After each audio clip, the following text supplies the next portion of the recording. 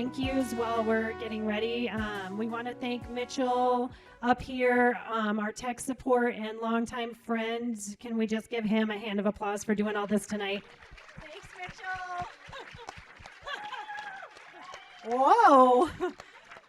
What happened? I think someone sat by the light switch. We didn't mean it to go that dark. We'll be falling over each other. Okay, she's going to get on the lights, or did the lights just go off? Oh, they forgot to do that thing. Oh, yeah. Remember, it's the bank. Yep. Did the bank remember we had an event tonight? All the doors locked too. Oh, guys, it's going to be a long night in here. Oh, my gosh. This is what our nights look like in the middle of nowhere. Huh? What, Larry? My gosh. Okay. Okay, we have food, we have friends, and I'm sure Judy is working on that part of the lighting, or maybe somebody out there. Thank you, guys. Okay, so sorry, guys, it's going to be dark for a moment. Yeah. And if everybody has any phones that are still on, could you pretty please put them on silence, please? Oh, you're awesome. Thank you. Okay, we're not locked in. No sleepover, because you don't want to use our dirtbag stuff back there. It is dirty. Our hiking gear is back there, and if you smell anything, for those of you sitting in the back, it's probably our gear. I am sorry. Yeah, no time to wash it. The lights will be back on in about 5 minutes. Thanks, bro. Thank you. So yeah, okay, we thank Mitchell. Judy here at Tango. Let's give her a round of applause. Thank you, Judy and her staff. They are wonderful. Judy's a longtime friend. I love her, and she's always so supportive for mental health causes, so thank you. And to Jessica and Jeremy at Beat and Basil. Oh, yeah. Thank you, guys. Our volunteers tonight, thank you guys for all giving me calls and wondering what you could do to help. We couldn't do it without you. I appreciate all of you that are here tonight to help out. Thank you. Clap into the microphone. And for all of you that donated for our silent auction, thank you so much. It means the world to us. And who have followed along on our journey and have just been there and been so supportive. We really couldn't have done any of this without you all. I feel like I owe each and every one of you the biggest hug ever. Thank you guys for coming, and for those who are on Zoom tonight following. If there's any issues, please just let us know. We have someone sitting on our Zoom computer over here, and we'll help with that. So, as many of you know, Matt and I hiked the Idaho Centennial Trail this summer, and we did it as a fundraiser for mental health resources to bring more into our community. Our goal was 50,000, and I just looked before I came in, and we are currently at 56,500. Yeah.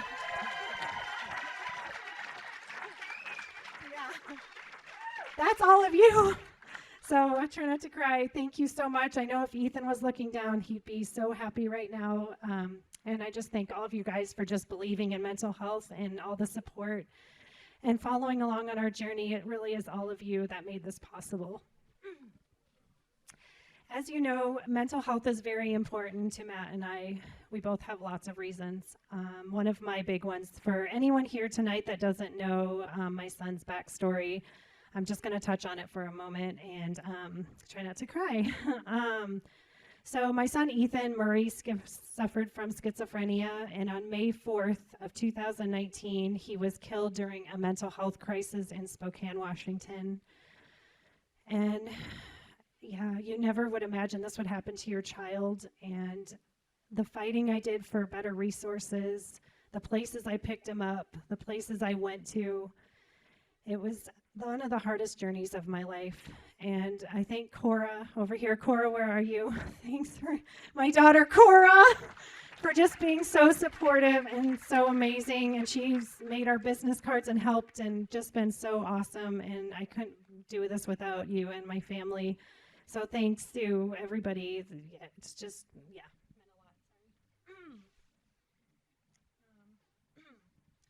So in March of this year, Matt and I decided we wanted to start a nonprofit in memory of Ethan. It's called the Ethan Murray Fund.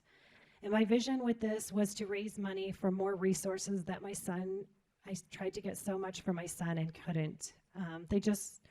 There's so much lacking and it's so hard to know where to start. So I just want to start somewhere. So this trail has offered us to be able to walk and hike and talk about mental health and open up these conversations with all the people we met along the way, and to realize you're not alone, that we all have our own story and we all struggle in some form or another. And getting people to talk about it and being more open is going to help us all as a community, as your friends, as your daughters, as your mothers, as your children. So coming together is really important.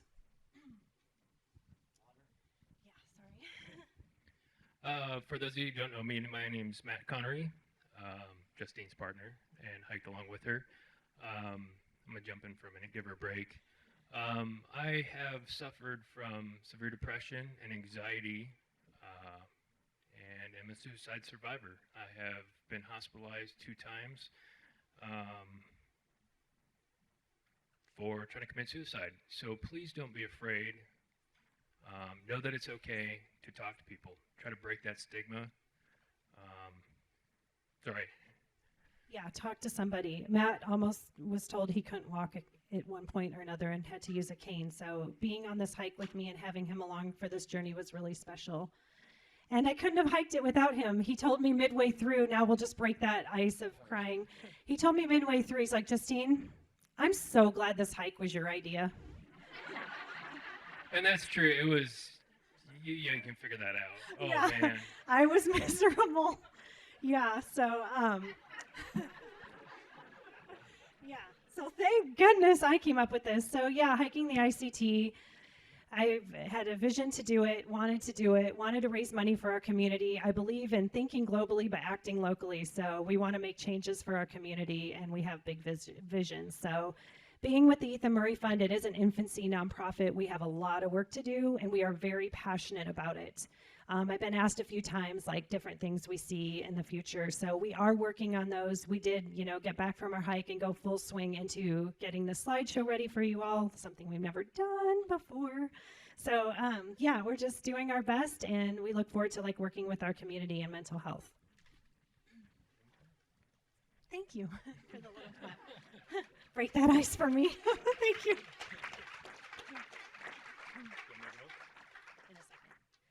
So before Matt talks to you about what the Idaho Centennial Trail is, I just wanted to mention one other detail. Is so when I love to hike, and a lot of you know that about me. I love to be outdoors. I love to be on the trail. It helps me with my own mental health.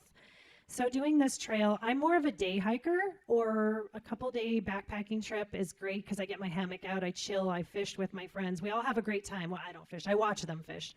But doing a through hike never really, it kind of fantasized about it, but then the reality of it sounded too hard, like I couldn't do that or I'm not going to do that. So after Ethan passed, you get this feeling in you that you just want to put yourself out there, life's short and things happen. So I'm like, okay, I'm going to do this hike. I'm going to get out there, I'm going to do this, and I'm going to be in crisis every day.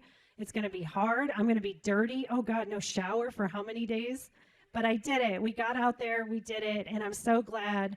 Take those risks, guys. Life is short. Get out there. Take that sabbatical. Take that break. It's so good for a mental health reset and so important. Okay, Matt, so let's talk about what the ICT is. Oh, thank you. Thank you. Okay, so whoa. To get going, the first bit might be a little bit slower. Just trying to catch you up on a little bit of information, but yes. This is better, thanks. Okay, so what is ICT? It is a 900-mile trail that goes from the Nevada border near Murphy Hot Springs all the way to half a mile short of Canada at American Falls. And Priest Lake. Yes. It goes through 11 national forests, 3 major wilderness areas, the Sawtooth, the Frank Churchill River No Return, and the Selway Bitterroot. We hiked 775 miles, and we rafted 75 miles on the Middle Fork. This is a river that's not like the Appalachian Trail or any other long distance hikes. It's very isolated. yeah, thank you. And you can be out there for a week and a half at a time. Yeah, they call it the trail of no expectations. Basically, when you're on the trail, you are the trail.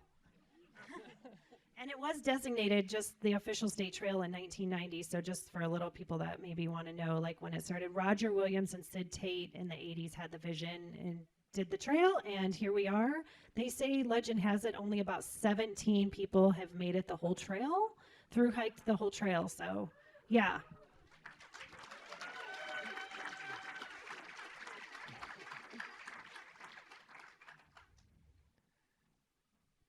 This is some beautiful artwork done by a local artist that was about Ethan's story. He was touched for our story and wanted to do an art show in honor of Ethan and take it to different art galleries and museums. So we were in Denver right when we returned from our hike, and I just wanted to share a little bit of this. So Ethan's holding his violin, and there's me in pain there, and there is hummingbirds. So I think most of you know about Ethan's story and hummingbirds, but we will get to that. But Ethan's come to me in many ways as a hummingbird. Yes. So let's see, navigation. Let's see, I used a Gaia app on my phone for the majority of the navigation, and after that, for a backup, we had a Garmin InReach with GPS, and we were able to text, and people could follow us on that. And then I also had 108 paper maps, which half of them I didn't get to use because of the fires and rerouting. Yeah, thank you, Staples. Paige over at Staples hooked us up. She does. Okay, so this is some pretty important stuff here. So Eileen is here tonight, and she's in the first picture with us with the food. I just want to give a big, big, big, big clap to Eileen for all the food.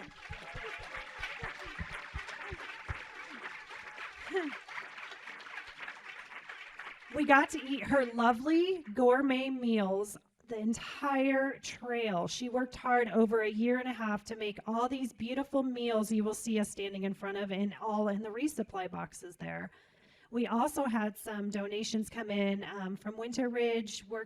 Vanessa over at Winter Ridge worked to get us some great donations as well, and some ramen people reached out. We did a little ramen taste test, and they saw it on our social media and was like, do you want us to hook you up? We said yes. So with that, on a hike, you got to have somebody that will take care of everything for you back at home, and that was my mom. And she's right she's here tonight. Sue! Go, Mom. She had no idea that her picture was going to be up here. So she was at home, and she handed out all the resupply boxes to the people that were our friends that were delivering to us, take stuff to the post office to be shipped, any kind of gear adjustment. She was on it. So thank you, Mom. Yeah, thank you. Our gear was a mixture of kind of like backpacking gear and some of the ultralight. We weren't super ultralight. Your base weight is,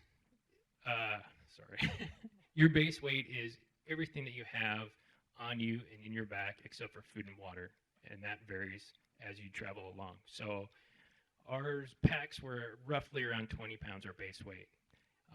When we started in the Wahi Desert, we had 5 liters of water, which was a little over 11 pounds to add onto that. And we had 6 days of food to start with. So we were pushing probably around 35 to 40 pounds, give or take.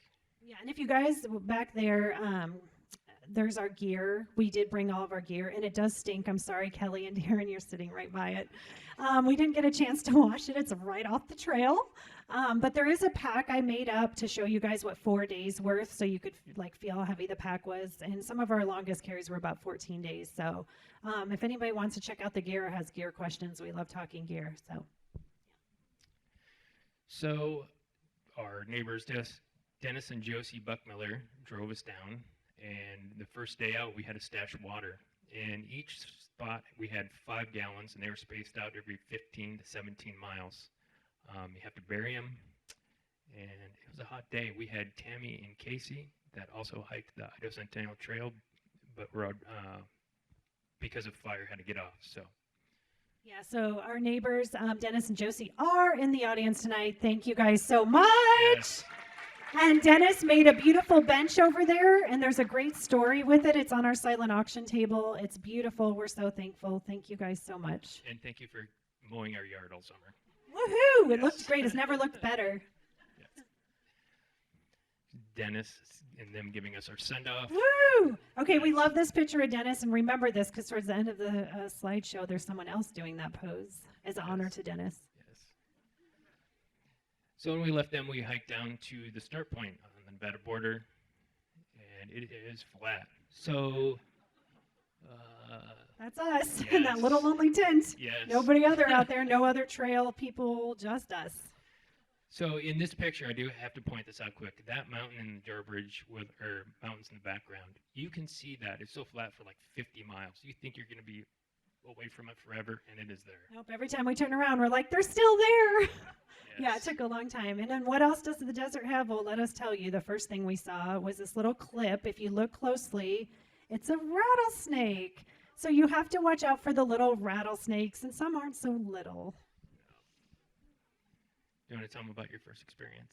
Yeah, so my first scary experience was we were camping in the Wahi Desert. I got out late at night to use the bathroom, forgot about the snakes.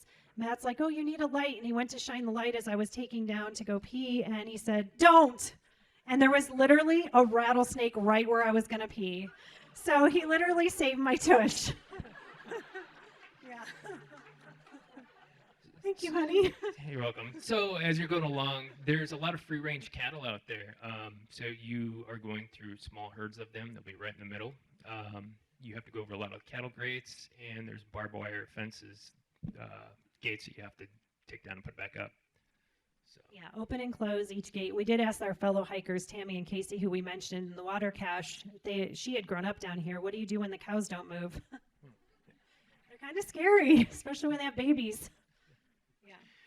So this trail, you're going 60 miles from the Nevada border all the way to a point called Bruno Overlook, which you'll see a picture in a bit. But you are not actually in the wilderness. You're on a dirt road that follows it for 60 miles. And this is, on the one picture, is the only point where you get to peek and take a look at it. So you're actually just hiking in sagebrush for a long time. This is us early morning. The only time you could hike in the desert was super early morning. And we found that I was getting really sunburned and had blisters. There's no shade in the desert. And we started during that heat wave that you all remember at the end of June. We put our thermometer out at one point on the ground and like it read 120 something. And there's no shade. The first shade tree was 46 miles in. 46 miles, yes. At Poison Creek. Yeah, Poison Creek. You think I'm going to sit under that tree at Poison Creek? You know what else was under there? Cow bones. Tons of them. So we did not sit under the first shade tree in 46 miles. So it was really quite severe where there was a point where before we got to this place called Winter Camp coming up that Justine was starting to get the chills and she was starting to go down. So it was kind of a hard push. Don't recommend doing that in the heat wave. So when we got to this area, after a really hard day for me, and Matt's right, I was getting severely dehydrated. We were taking drinks of our last water. We had maybe a half a bottle left. I would take a drink every 15 minutes. And I knew it was serious when I looked at him and I said, okay, it's been 15 minutes. He's like, it's been only 5. So we got our first aid kit. Thanks, Amy Midstock, for the first aid help. Woo woo! So we got some stuff out of our first aid, and Matt took really good care of me, and I was able to make it to this place here, where as you can see, the beautiful shade, the lovely. Oh, and here's me looking good. So my lip in that morning from the sun was damaged somehow and blew up like 5 times its normal size. It was like Puff Daddy. I couldn't even like move my lip. And my legs had all kinds of severe like bumps and You sunburn had rash. heat rash real bad and a real bad sunburn too. Yeah, it was bad. It just even in the shade you would get burnt in the desert. So obviously you could see we chilled for a while here. Yeah. So we decided to spend the night and spend all next day, do some laundry. There is cattle upstream, so we had to filter our water twice because it was yellow. 3 times. 3 times. We even filtered our water to do our laundry. It's like, but we had shade. And water. And water. We stayed here all that next day, and then the next night we head out and we hiked overnight. Get out of the sun. This is a old homestead that's there. It's pretty amazing. Well, while we're at the old homestead too, here's some grasshoppers going wild.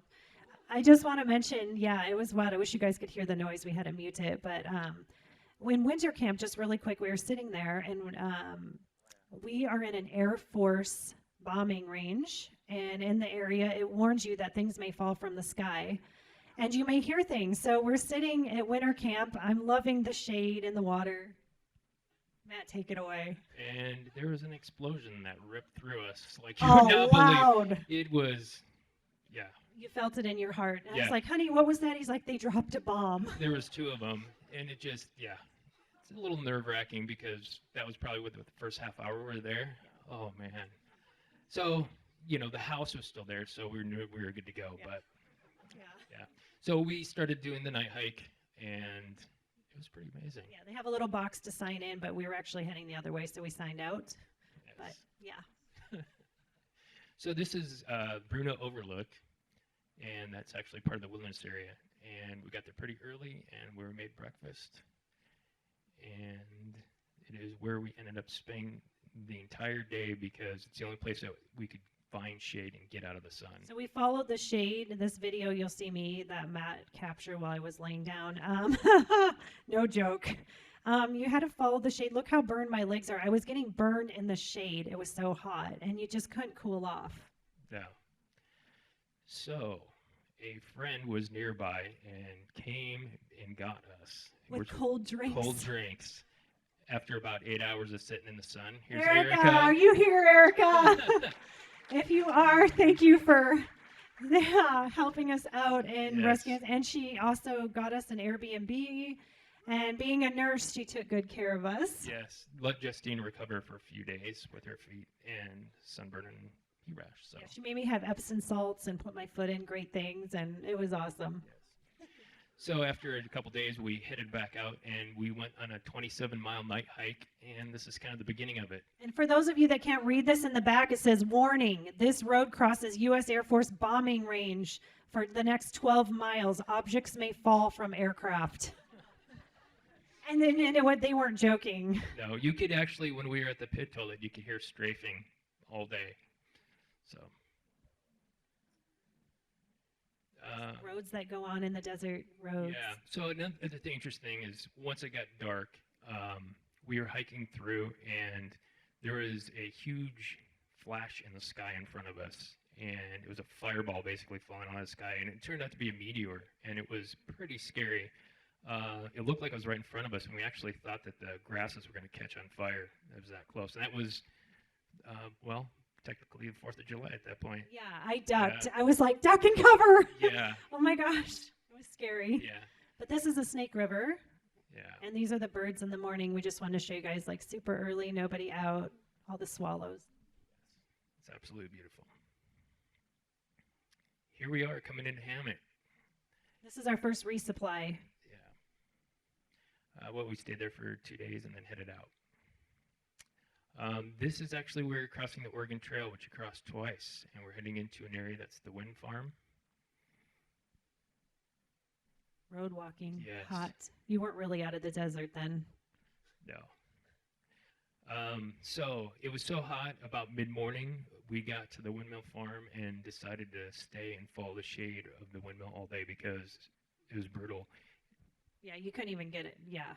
No, and some other hikers had told us that somebody had come along because they had also were taking refuge in the shade, and what nuts and bolts will fall out of the sky. Will So- fall out of the Yeah. windmills, and that it's not good to sit under the windmills. So anyone listening to this that's thinking of hiking the ICT, do not sit under the windmills. No. So it's a pretty diverse area, like this next stretch from Hammett all the way to Atlanta. The scenery changes. You'll be in the desert, and then it'll get to the high plateau and then turn back into desert. It's pretty amazing.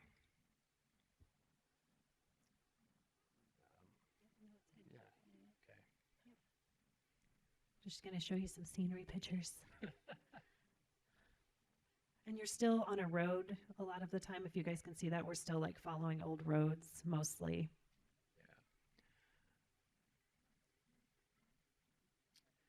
So, Hashtag Sage for Days. Sage for Days, We yeah. started to get silly, so we started to come up with funny things. I'm like, can we just hashtag this desert section Sage for Days? And we also came up with a word for snakes. So when we said snake, it wasn't really working well. So we came up with like another name for snakes, and that meant snakes. Snickers. Snickers. Yes. So if you It's the whole hey bear theory, and then you actually see the bear, and you say, oh, there's a bear, and nobody believes you. So, snakes were Snickers. yes, we entered the Boise National Forest, and our first pine tree was after 125 miles, and it was such a nice sight. Ooh. So Yeah, it was. part of the problem is when you're in this area, you're not really in the woods. You're road hiking, and it's all in private land. So even though there's trees over there, we can't get to them. So we would be hiking along, and it was super hot. And like this is brush that's maybe 6 feet high that we burrowed into and stayed for probably about 7 hours. In a ditch, yeah, people driving by really fast. And I can't believe I'm smiling here. I was miserable. It was so hot. I couldn't even like walk any further. So this is a water resupply. Oh yeah, umbrellas. Our water resupply. Thank you to Rainbow and Matt for stashing all our water. And this is Tammy and Casey. It's actually, they started the same day that we did, and it might be the only other people that started in the same day. Yeah, and Rainbow and Matt were section hiking it. We had, when you meet a lot of people on the trail, you become like a trail family. And this year, I guess, I heard there was 13 attempts this was the most in 1 year on the ICT. So we had great fellow hikers and just support, and it was really great. Yeah, that previous picture where Justine was laying down, we were taking a break under some aspen trees, and it was just amazing. The sound of the aspen. Here's some nature shots. Just beautiful. Yeah. Our lonely tent. Yes. This is one of our favorites, but it also was a day that meant, wait, that looks like a smoky sun. So this was the first day we knew it was going to be a lot of fires, and that was our first, yeah. It's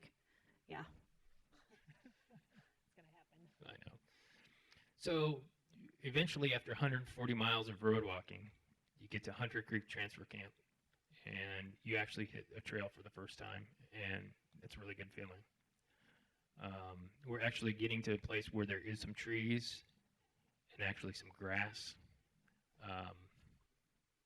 Here's some bushwhacking. Watch for me coming out of the bushes. Wait for it. Wait for it. Yeah, this section has lots of valleys, lots of stream crossing. There's like 27 stream crossings in one stretch. Yes, along the North Fork of Lime Creek, if I'm not mistaken. But you have Don't look at my face. you have shade for the first time, really solid shade, and you're just so thankful. There's shade. You actually have some cold water that you get to drink, and that is a world of difference. Yeah, I started to become happier. Yeah, it's a huge morale boost. And we come down out of the mountains, and we are at the South Fork of the Boise River.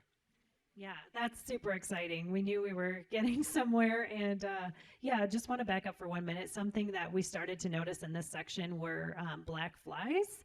I don't know how many of you have just spent one night or 2 hours with black flies. They literally were surrounding us in our ears, making noise, being annoying, biting us. It was like the worst thing. Our other fellow ICT hiker, Tammy, said that she ended up throwing things at them and was super disgusted. So we got fly swatters in our next resupply. Yes, we love sawtooths. So this is us hiking up along Willow Creek, and it's kind of a series of the first where you're starting to hike along a river. Either we're hiking from the headwaters to the end, or vice versa. Going up and down valleys is pretty amazing. I call this Hummingbird Valley. I know a few of you saw a very vulnerable post I put on as a story. I immediately got rid of it afterwards. But it was just hard for me, and I guess that's good to be vulnerable. I'm not saying that's not you should post, but it was just a special moment for me because the higher up in elevation you go, the more wildflowers and spring becomes again. And they're literally, I tried to get pictures, but you guys know those hummingbirds are fast.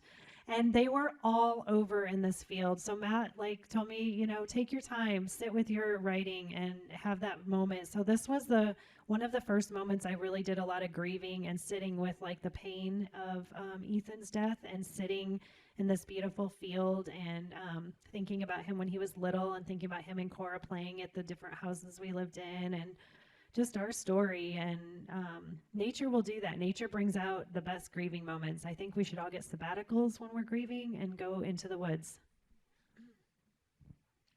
So, Thank you. Yeah. this is the high point on the ICT. It is at 9,200 feet, and so we're able to take a break. And this is a wonderful picture of what spending the night at the elevation does for you. Puff balls. Yeah. Something to look forward to in about 20 years. Plus gray hair, maybe a little more. No, we were so puffy. The elevation definitely was like playing with everything, our food and our faces and yeah, everything. So this is where we're starting to enter into the Sawtooth National Forest. And we did a hike, I think it was about 18 miles out when we were pushing for Atlanta. Yep. Yeah. Have any of you heard of Atlanta? Just raise your hand. I'm just curious. Yeah, a few people. Yeah, it's a really small community. I had never heard of it till Matt told me we're going to be going through it. So I think 38 residents. Yes, I kind of made her go to that one because of PBS, but Yeah, it was actually 13 miles out of the way, everybody. 13 miles with that pack in the back. Yeah, so she was a trooper about that, which is where we had our first bear encounter. We actually had to get the bear spray out. We didn't have to use it, but it was, It was scary. Not all bears back down for all of you. Probably have their own bear stories, but this one was not backing down, so we actually had to back out. It was coming down onto the trail towards us. We had scared it. The wind it must not have got our scent, and we came around a corner, and it was startled, and it was a cinnamon bear. Yes. So this is part of Atlanta. It was a town that was kind of founded during the time of the Civil War, and they thought that the South was going to win, hence Atlanta. And it's small. Lots of history there, worth checking out. They have a little beaver lodge that you can see here and good food and a little cabin we stayed in. Yeah, luckily we were able to do laundry after 8 days. Yeah, no laundry service, so the bathtub works wonders. And our trekking poles were our drying poles. Yeah. So on the trail, you pretty much are working all the time. You rest, but you're always kind of like doing chores. You always got to get ready. Wait, when do you rest? Yeah, you got to get ready for the next day. Amy, where's Amy? Amy, hi, Amy. So this is Amy Mitstock. She came in and brought us a resupply, which was amazing having her there. It was our first, after Erica person we saw next from Sandpoint, so it was great. And her dog Freya, and they joined us for a day on the trail and overnight, and she wrote a piece in the Spokesman about our trip, and it's a beautiful piece. Thank you, Amy. That was amazing. Thank you. Thank you.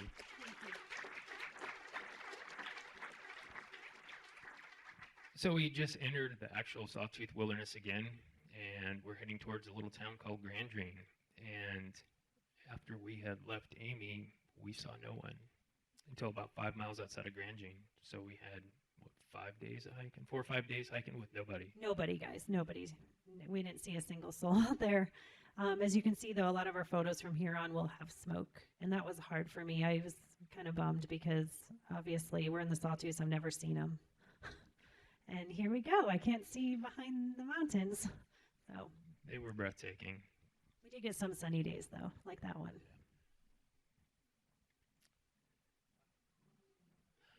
So this is a lake that we camped at. There were 6 lakes here in a row and nobody. So in this area, I know, I don't want to tell people sometimes. It's hard to about get it. to, guys. It's really hard to get to. It's in the middle of nowhere, I think, where you're going in. So, yeah. But this area is, if you're looking at the map, it's like the western section of it. It is worth every step. We slept by waterfalls. Great bridges. Yes. And now we're entering Grand Drain, which we thought it was going to be a town, and it's not. There is the Sawtooth Lodge. Here's the Sawtooth Lodge for all of you. There's the lodge. It's a great little restaurant in there and some gear you can buy with t-shirts and Huckleberry ice cream. yeah, Huckleberry milkshakes where it was at here. And they do have hot springs. And there's one here pool, but they also have natural ones nearby. So they have little cabins you can rent. It's really a beautiful area. We really recommend it. It was a beautiful place. There's great everything there, and it's really gives you that back country. Just it's rustic and cool and Old Idaho. yeah. Don't tell anyone. Yeah. So as we were going through, we went through a lot of burned out areas. And so they had some wonderful signs saying you're going at your own risk. So from Grand Jean, we headed towards Stanley, and we pushed through in a day. You can't see it in any of these pictures, And but we did like 19 miles that day. We really wanted to Yeah. get to Stanley and have a bed yeah, and a shower. And so, yeah, we pushed through that day. yeah. This is Stanley Lake, and there was a bear in the area, which we had to camp at. And we had to set up in the dark, and everything that moved, I was like, what was that? What was that? Somebody was not happy that night. Nope, and it was raining. Not happy. This is the Sawtooth Hotel. It's a really cool historic hotel in Stanley. Again, highly recommend. Our friend, we befriended Kelly, the owner. Not only did she find a room from us from cancellation, she also worked with Amy. Amy called her and was able to secure us a room. Thank you, Amy. There's nothing like a historic hotel with showers and just beautiful people and a great restaurant there as well. But Kelly, one great thing is when we got there, we asked her, does Stanley have any laundry? And she's like, no. She's like, but let me see if my housekeeping's done. You guys can use mine in the back. So we got to do our laundry. We did. And our favorite place, I think, to Look eat at in Matt's the eyes. entire place. This is the bakery in Stanley. And Amazing. this is where we started eating 2 breakfasts at every meal. And cinnamon rolls. The cinnamon rolls and pastries. It And is. scones. Yes. And so, Croissants. yeah. And so when we're walking into towns, you look kind of grungy. You stink. You got your backpacks. And some of the tourists really don't talk to you. And more of the locals do. But we had our backpacks, and we were sitting at eating our last breakfast there. And this gentleman and his wife, Ted, were sitting next to us. And he offered us a ride. He's like, what is your story? Yeah, tell us your story. And he's like, I'll give you guys a ride back to the trail. You don't need to walk on the highway. So thanks, Ted. And his fiance was Colleen. And he had a connection to Sandpoint. By the way, every person we met had a connection to Sandpoint. It was really cool. His boss lives here in Sandpoint. So. Yes. Is that Reed Treadaway? Yeah. Small world. Yes. So we are entering the Frank Church of No Return. Yeah, love the Frank Church. Have any of you been to the Frank Church? Oh my gosh, yes, it is where it's at. I loved it for many reasons. Yes. So this part of the trail was amazing because it was really well taken care of, and we were following Mattingly Creek, which is part of the headwaters of the Middle Fork of the Salmon, and it dumps in with Bear Creek, and that's where it's formed. Highly recommend that area too. Yeah, I loved all the bridges. We started having these funny bridges stances we would do. You'll see me on lots of bridges and Matt with our poles all wild. Yeah. We love bridges. So this part of the trail is where it becomes harder. The trail, it follows the river, and so you're constantly going up and down and around cliffs. There's areas that it's like a loose, It's like slide area, slides, literally. yeah, or it's slided out, and so you're stepping, and the whole mountainside it moves with you, and you're high enough up that there's nothing there that if you fall, you're just going to roll to the river, and it's not going to be pretty, or off a cliff. It was scary. For me, that's scared of heights, I had to just sing myself a little song like, it's okay, this is great, this is awesome, we're crossing. And I just like literally would look at Matt's back and just keep going. I followed his trail. We had a thing where we couldn't look at each other because if like somebody even turned around, your bag could swap. It just wouldn't be good. So that was challenging. Yeah. So this is Dagger Falls, and it's a fishway, and it's our first official picnic table, which was pretty amazing. Yes, we have this joke at the end of the trail. We're like, which would you rather have, a pit toilet or picnic table? Guess what it was? Picnic table. Picnic table. There's order. There's a seat. We love it. Yeah. So this is a place also where some hikers walked through in the morning and said they were going rafting. And they had passed through, asked about the falls, and we thought that was it. And a couple hours later, we hiked past the put in for the Middle Fork of the Salmon, and they were here down below. Waving to us. We're like, who are those people? Yes. Oh, it's the people that walk through our campsite. And you guys see that cute little fox? He was so cute. Yes. I saw him in the morning. Sorry, it's probably hard to see way back there, but there is a really cute fox checking us out right there. So this is kind of a, because, well, everybody knows, we had a lot of fires this year. And since after we had hiked this place burned. This is pretty sad. I don't know to what extent, but yeah. This is Charles and Angie that we met, and they were doing about a 200-mile stretch, and they're really kind of, besides Tammy and Casey, the only other backpackers that we met along the way. So we had a chat for about an hour. Yeah. Louder. Thank you. And as you can see, we're going through a lot more burned areas. A lot of the trail was burned. Idaho there's a lot of burned areas through the whole state. Those burned areas are pretty harsh because there's no trees. The soil's washed away, so you kind of have a sand in those areas, and it's just like being back out in the desert where it's just there's no shade. Yeah. Very hot. So we got to our first campsite along the Middle Fork, and these are some rafters that we ended up. The people that we had met earlier. Yeah, and what was funny is, back up a second, Charles and Angie said, oh gosh, rafters love to feed hikers. They don't see hikers much out here. If you see rafters, they will feed you. And they weren't joking. These guys had like caprese. Okay, one of the rafters that's watching from Sitka, Alaska just said it was so fun to meet you here. So that's Mary. We love you, ladies. But yeah, they fed us well. They were full of wisdom. They were inspiring. You know, there was Idaho folks that were on this private tour, and 3 ladies from Sitka, which are all on tonight. We've befriended and actually Zoomed them a couple months ago when we got back. Yes, so we're getting to that part. We're getting to the chocolate mousse. Here we had brats and tortellini, if I'm not mistaken. Yeah, with like freaking fresh mozzarella Yeah, and tomatoes and yeah. It was amazing. Yeah. The hot springs. The hot springs, which they talked me into. I wasn't going to go there. I was like, I don't know, the heat, the hot. And they're like, come on, Justine, it'll be so good for you. So I got in with the 3 ladies, and it was amazing. It was. So let's see, what else is along the North Fork? There's ticks. There's plenty of ticks out there. Oh, yeah, ticks. Oh. Yeah. Poor Matt had to pull them all off himself. I was gagging. Yeah.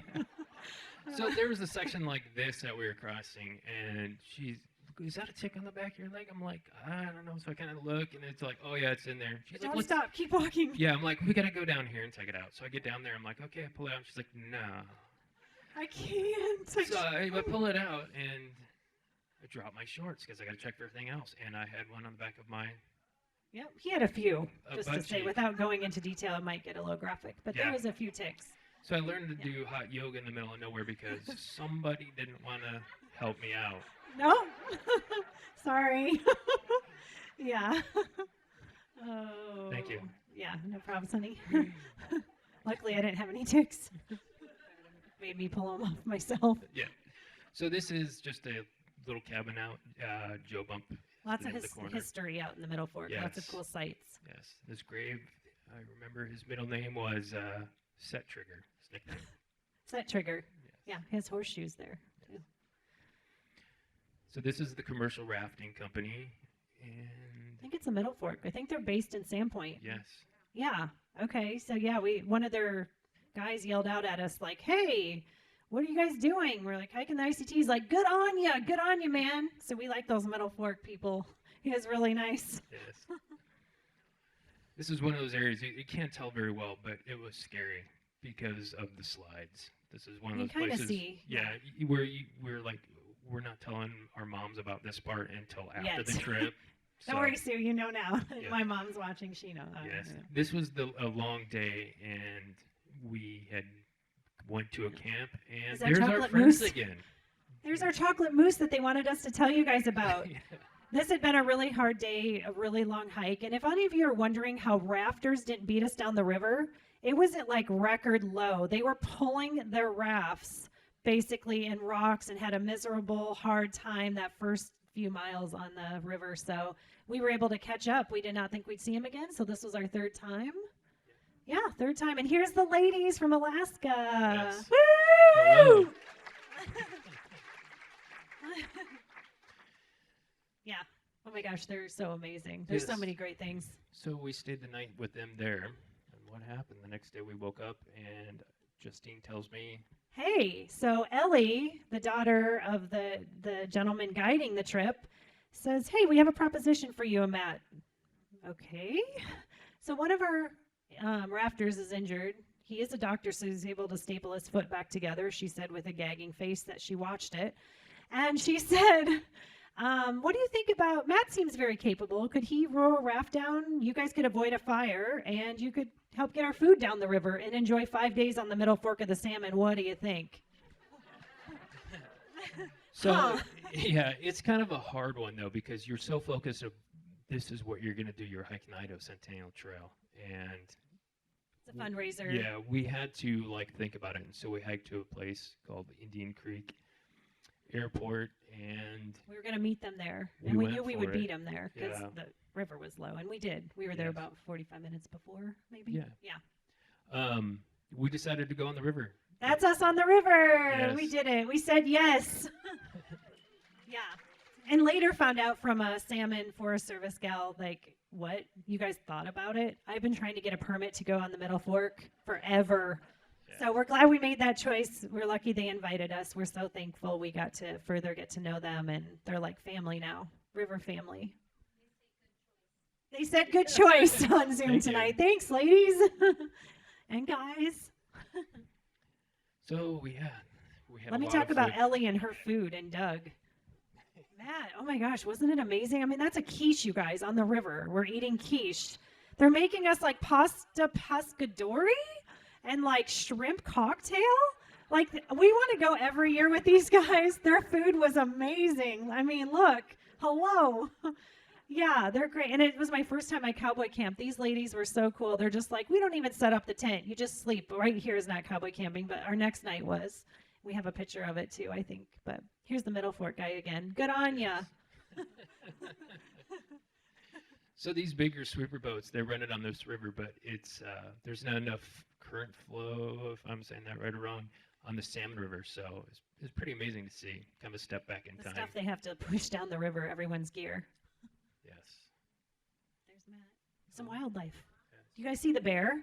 It's just like chilling up there. We got pretty close to it, just like, hey. Yeah. And some, what are those again? Sheep, Bighorn bighorn sheep. sheep. Yeah, I couldn't see. They Yeah. look like the rocks. I don't know if you guys can see those way in the back, but yeah. So when we first initially got to the beach, before we actually stepped on Come the on, raft, don't these guys look fun? Hello. That's Gail, who had another connection to Sandpoint. to who? Eric Ridgway. There you go. He used to work with Eric Ridgway No, so they gave me about a 5-minute tour on how to raft. down Class 4 Rapids. Gail, 3, 2, 1. yeah, he kind of goes, okay, if you roll like this, roll like that if it gets worse, and roll like this if it even gets worse. And I was like, okay. He's like, all right, you're good to go.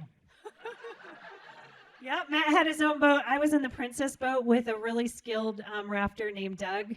So I just got to like wave at people while he navigated these gnarly rapids. It was awesome. And her nickname, her other trail name is River Queen.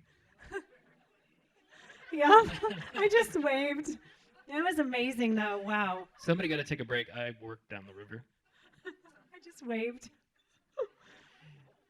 So along the trail, there's a lot of archaeological sites, and so we got to stop and take a look. So there's several along the way, and also hot springs too, which we had mentioned earlier. So Here's that another was guy really from our nice. crew, Brian. He was Yes. awesome. He had the boat to get down. You should have saw him. This is like the pickup truck. When this guy got stuck, it was stuck. And Yeah. It was a lot of work to get out. Yeah. Here's just some pictures we got along the Middle Fork. It's just stunning. All different landscape. So there is a ranch out there called the Flying Bee, and they have a little store where you can get some extra food, Ice cream. Yeah, Yeah. they were out. Oh, Oh, ice. Yeah. But, everything out there, this is a ranch, a homestead that's in the middle of nowhere. So everything here has to be brought in by pack horse or flown in. And then that was also a time when we found out that there was rains and there was flash flood warnings coming. So we were also kind of like in a rush to get going. here we are rowing down the river. Oh my gosh, Nice. what a fun crew. Gosh, you guys wouldn't believe one of the nights we walked up on them. What were they talking about? Like that box right there? What's that called? Who rafters know what that box called? It's not called a growler. Groover, Groover. yes. Well, they named it a growler. So I was getting really confused about where to go the bathroom in the growler. But yes, Groover. So they got really creative. First, they were just going to leave it on the boat. We walked into it, just going to be up here on the boat. Just grab something, hold it in front of you, and go to the bathroom. I'm like, gosh, glad I'm not with these guys. I couldn't do that. Yeah. One thing I do have to say about the river rafters, though, is there was no garbage out there, and it's so. And I'm so impressed. And if there was something, somebody always picked it up. Yeah, Yeah. it was great. We really enjoyed Very the river thankful for the and amount of people that go the through. river culture. Yeah, that area, it's amazing. So because of the fires, we didn't know what to do. So we ended up catching a ride with them into the little town of Salmon, where we spent a week trying to.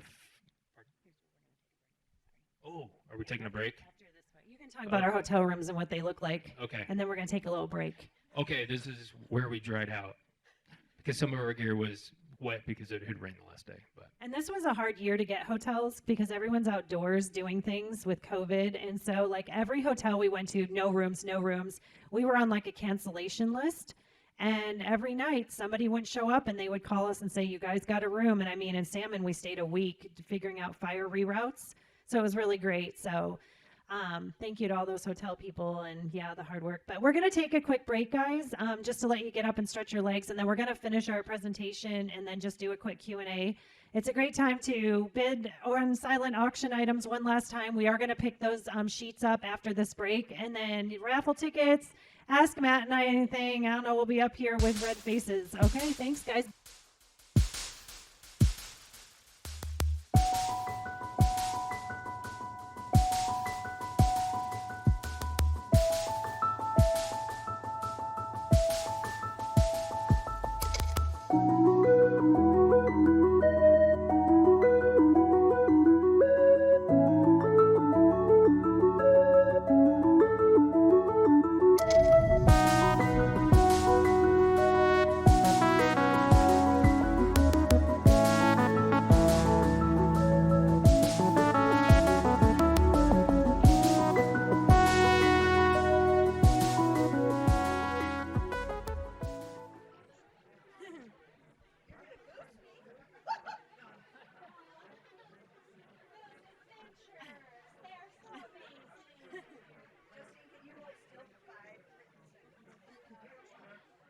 No. There you go. You did it.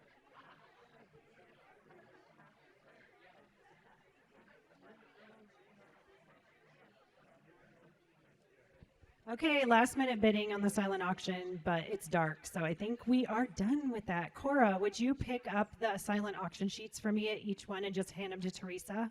Thank you, daughter. You're the best.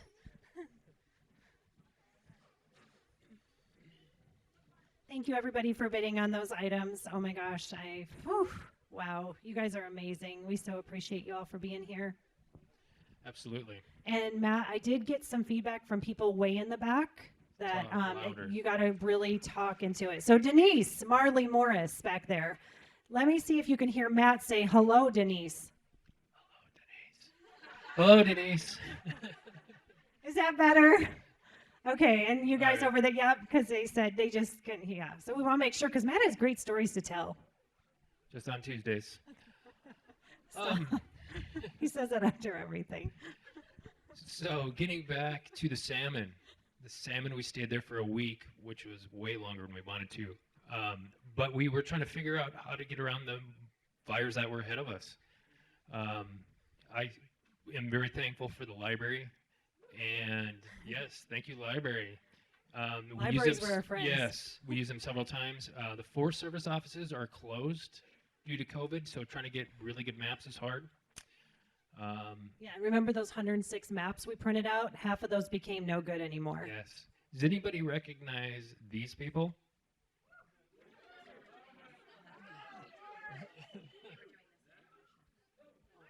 Oh, I didn't know that. We'll do it afterwards. Okay, thanks. Yeah, so Tess and Tanner, some great locals here, had heard about our trip, and I think Cora hooked me up and said, you should ask Tess and Tanner. They are river guides down there. So little did we know till it got closer that our ride back to the trailhead would be with Sandpoint locals. It was super great. We got tons of hugs. It was so great to spend some time with everybody, Woods and Suzanne and Yvette and Kelly, and it was just a great group of Sandpoint people that we got to ride on a bus for an hour and a half, and we did not sing Wheels Go Round and Round. No. No, they had a cool Waldorf song they sang, though, I really liked. Wasn't it someone's birthday, I remember? It was, yes. Yeah, we like that birthday song, you guys. So this is right next to the Middle Fork again. So that flash flood warning had turned the actual salmon to this mud color. Yeah, they said when we were in Salmon, the river hasn't been that high, and yeah, so we just got out in time when we got out. We did.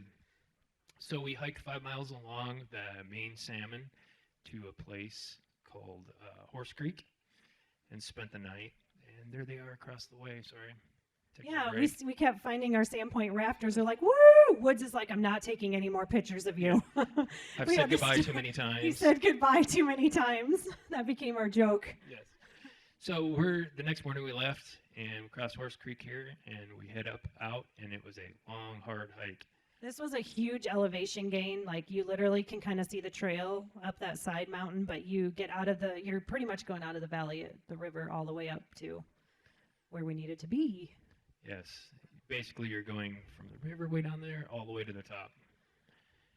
On this picture here you can really kind of see the smoke in the background. The Dixie fire was just up the valleyways and Yeah, and that was sad. yeah. All the fires were sad, but some really like places we were looking forward to seeing we couldn't go to anymore. They were just taken out. Yeah, we couldn't go get a resupply. We had to reroute some of our resupplies due to fires. The fires just kept changing things for us. Yes. So this is where we were going to take a shortcut. And it turned out to be a very good shortcut. So Matt, yeah. Yeah, there's no information about this trail, even at the Forest Service. It's on the maps, but they're like, we don't know. Well, So I called her when we got back from this section. I said, do not let anyone go that way. Take the other route, the long way. so we're not lost. We know right where we're at. We know where we need to go. But 2 days later, after 6 miles, Yeah, at one point, we just said we need to go there. Matt's like, we need to get there on top of that mountain. And I remember this one day, there's my face when I realized this. So I thought we were going at least 3 to 4 miles, and I looked down at my mileage, and after a few hours, it said 0.57. That's my 0.57 pissed off face. she was angry. I was angry But not at me. Just, you know. because it was my idea to hike the ICT. Yeah. That's all I can say about that.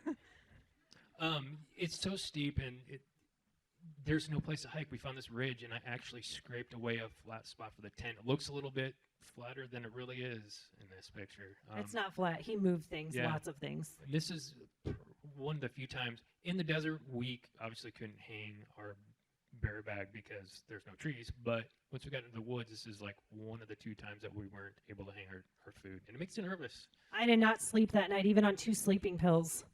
Yeah. Yeah, no sleep for me. Yeah. So partway down, we came across this creek, and we took a break, well needed. And this is actually Judy's curry chicken. That Eileen took, Freeze-dried. Yeah, freeze-dried, went and made and gave it to us in our resupplies. Again, having these little special treats. Yeah, right? We deserve a clap for that.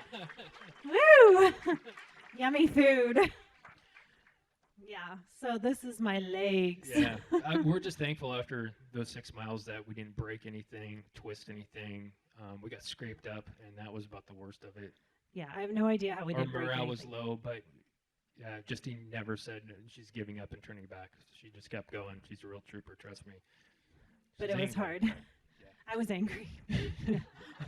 Yeah, I cried. I got mad. And at one point, I didn't even know if I was crying or laughing. Yeah, I was like, what is this? me neither. Yes. Yeah, we So- were together. So they warn you about, don't camp under dead trees, Yeah, right. Where is that? burned out trees. We did hear a couple burned trees fall. Um, So trying to find safe. Matt's all about safety, and I just have to give him a shout out for that. He's always looking out for those safety tips and kept us as safe as he could on this whole trail. So we love you, Matt. Thank you. nice. There's where we're going. I'm pointing with my pole. No, it's not. I know, I'm just kidding. It just looked good. So we are heading in the opposite direction of where Justine's pointing to. That's why I'm not the navigation person. For real. For real. So yeah, we were going down a ridge, and there was a little bit of a trail, and this was a pretty good day. And we actually got down, and we were at the headwaters of the Selway River here, pretty close to it. We did get a drink out of a little trickle of a stream up higher, so as we were actually on the Selway, we have a trail. We were so excited. The only thing now we were told to watch out for is the Selway drainage has thousands of rattlesnakes. So just when you think you're like done with rattlesnakes, they come back, and they keep coming back, and they keep coming back. Yeah. Anyway, scary. No, I almost stepped onto where I went to put my foot down, and it was inches away. I had one strike at me as I came around the corner. Yeah, there was several. Yeah, There so were several be rattled. prepared. If you do hike this section, they weren't joking. There's lots of snakes. And I think the colder weather took some out. Like we did have some cooler weather come, and it seemed like there was less like basking in the sun. They like suntan. They get out and they just like do their snake thing in the sun. Yeah. Yeah, so go when it's rainy. The Um, snakes. Yeah.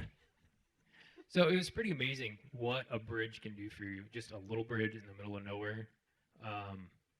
Kind of feels like humanity for a moment, and so you sit down and take a break. And you're safe. It's like your Yeah. safety. I don't know. I guess a bear could still walk around that corner, but it feels safe. Yeah. Yeah. Well, I mean, and this is kind of the point too, where you're out there and there's nobody around for like 50 miles. Like here, you go up into the Selkirks and somebody's around pretty close. There, you're miles and miles. And it's much easier to live in that environment than once you get into town.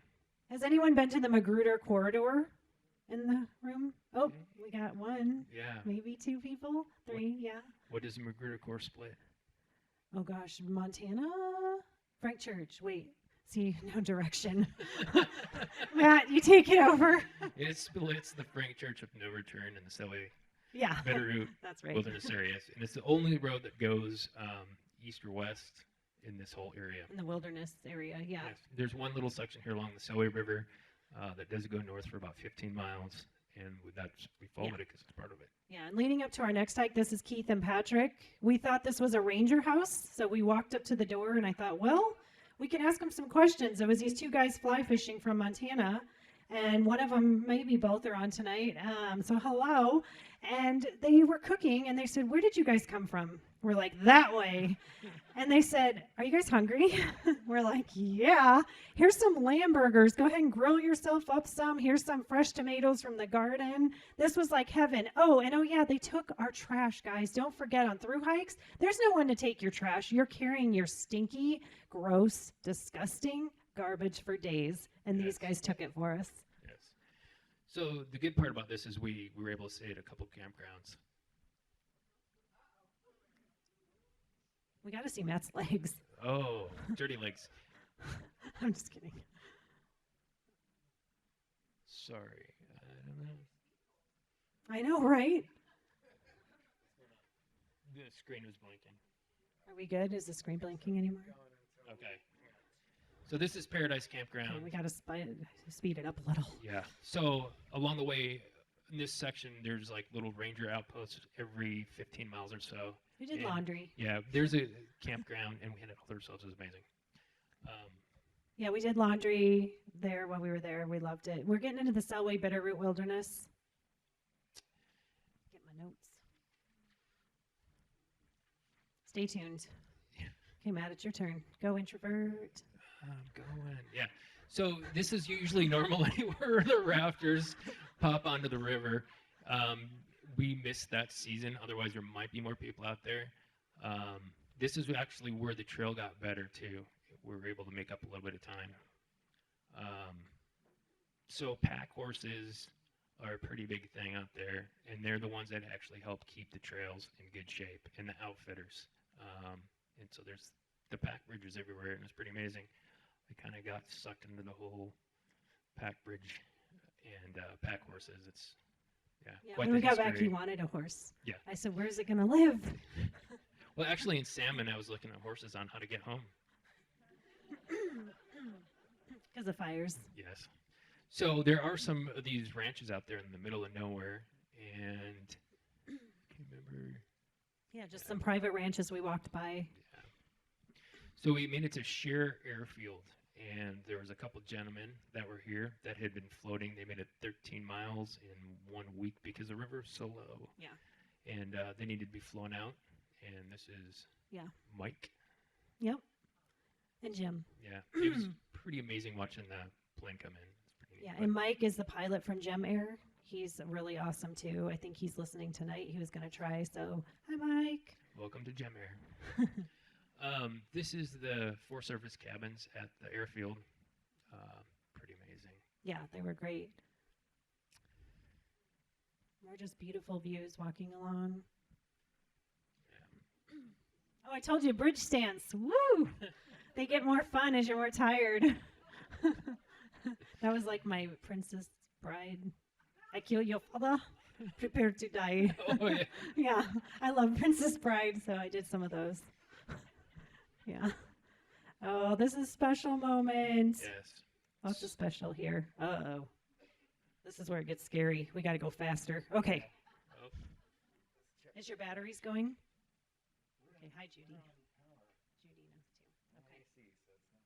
Judy That means knows we have to all talk about- faster. Oh. Okay. Sorry, guys, technical difficulties. Okay. It's okay.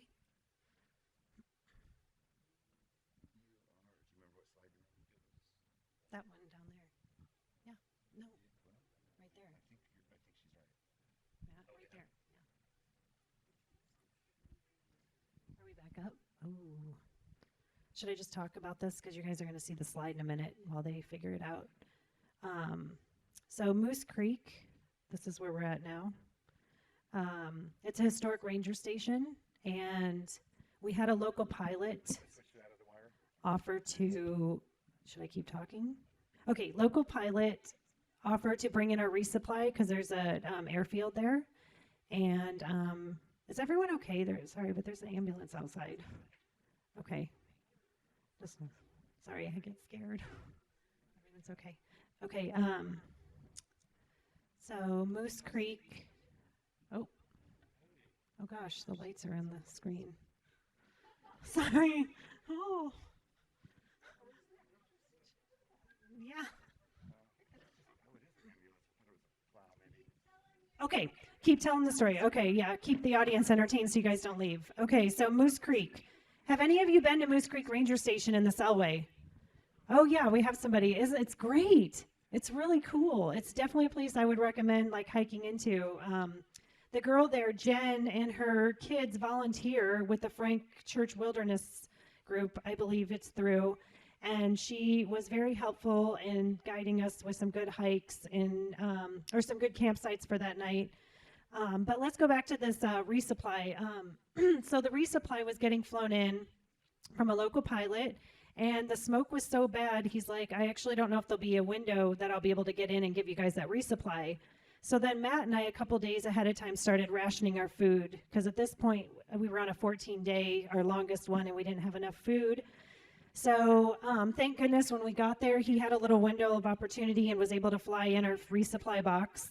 However, when I got my resupply box, and it was so beautiful because everyone here at Tango wrote on it, and he wrote on it, and there's just all these beautiful messages. There was a really bad storm coming in, and it was really windy. It was really scary for me, and it was going to pour, and we weren't even close to like setting up or anything. So sorry guys, it's really hard to focus when they're up here talking. I'm like, oh. Sorry, I'm trying. And I keep losing it because I'm like watching over here. But basically, we had to set up in the rain. I got in the tent and I just like lost control. I was crying so much. It was like a disaster. There was water everywhere. Everything was wet. I was exhausted. Everything hurt. My back was spasming. It was really bad. So that was a really hard moment for me. But getting back on, we're going to get this. I know we're getting close. I know it. Because I can't see where we're going. Okay. Oh, almost. What it keeps, yeah, something's. Oh, it's the cord. Okay. So we'll just go really fast. Oops. We're back at the beginning. Oh, yeah, Moose Creek. This is some of the cabins we took pictures of. Yeah. Thanks, Jen, for, all your great. Yeah, thanks, Judy. We'll start speeding this up a little bit. So there's our box with everyone signing. The next one is Matt's mom handing the box off to Scott, our pilot, local pilot. He's the one that donated the flights over there, the flight to Priest Lake. Woohoo! Yes. Thanks for saving us. We didn't starve. Yes, thank you, Scott.